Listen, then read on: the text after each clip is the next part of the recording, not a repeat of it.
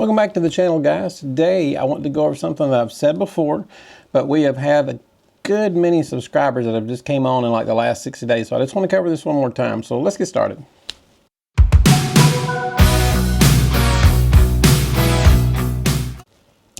So anyway, I know a lot of you guys are new and just learning photography. And I just want to say something I think is very important. Please, I beg you, these photography sites, photography pages on Facebook and different places that you see, do not try to learn from them. It is literally the blind leading the blind. There are so many good photographers on YouTube, even if you don't like our channel, and why wouldn't you like our channel? But let's just say you don't.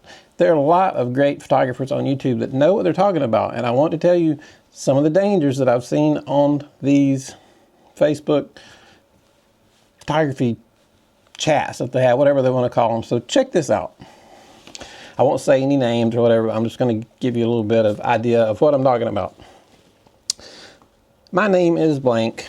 I am getting a mirrorless camera and wanted to know what's the best place to get it from. I heard pawn shops sell cameras and also wanted to know what lens to get for the following sessions: engagements and weddings. Okay, a lot of problems with this.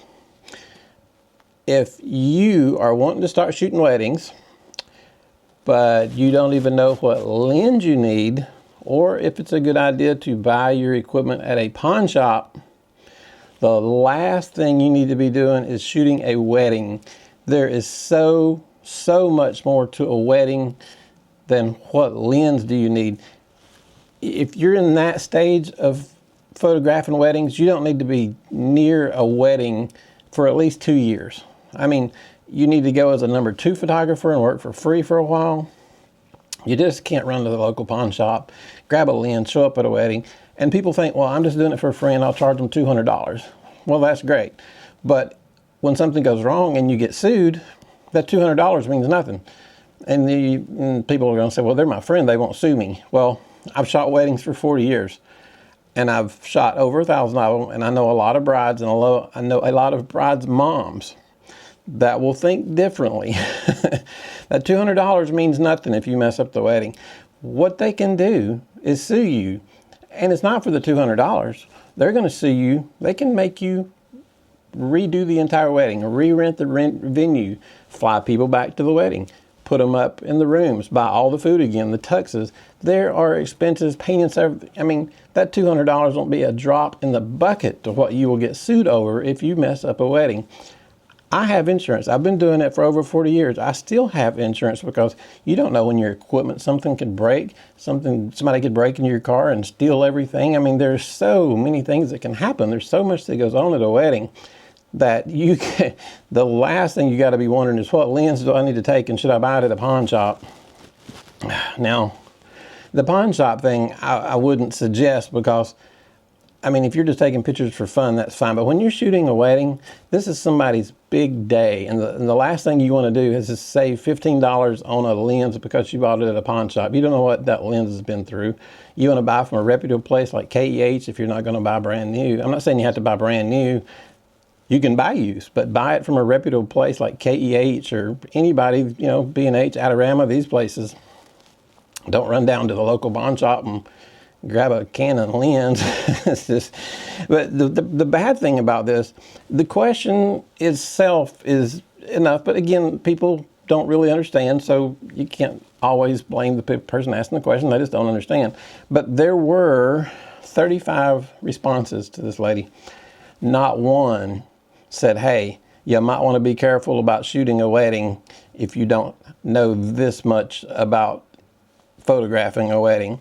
Everybody was going, oh, buy your lenses here, buy them here, or yeah, the pawn shop is great. Okay, blind leading the blind. I cannot stress this enough. Do not get your photography information from these places on Facebook, these photography chat rooms.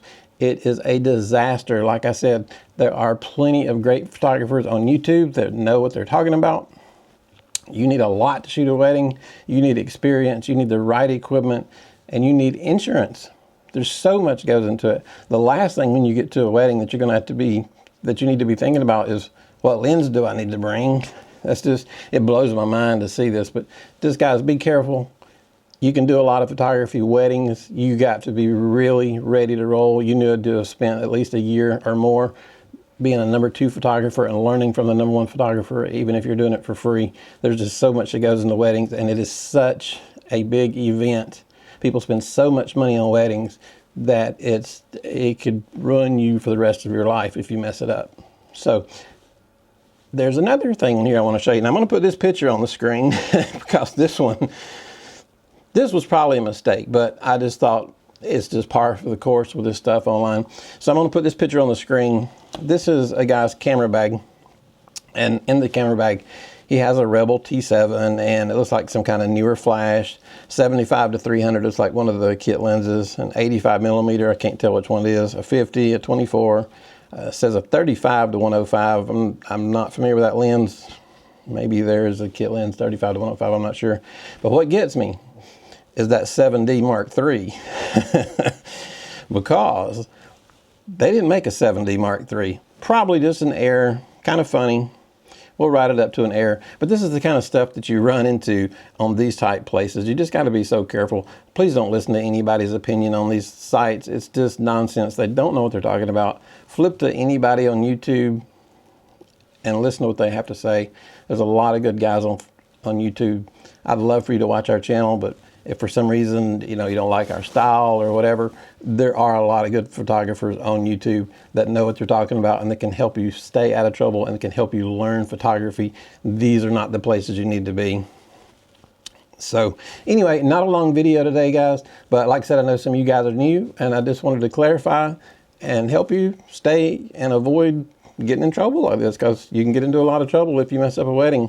So anyway, that is the short video for today. If you guys have any questions about weddings or learning photography or questions about cameras, whatever that may be, my email is always at the bottom, or you can just drop a comment at the bottom, because it's not just me on this website. There's a lot of other good photographers on this site that know a lot about what they're talking about. And if I don't answer it, and I try to answer everybody, but there are other guys on this channel too that can help you other than just me. So anyway, with that said, hopefully we're helping you out. Smash that subscribe button, and you guys have a great day. Thanks.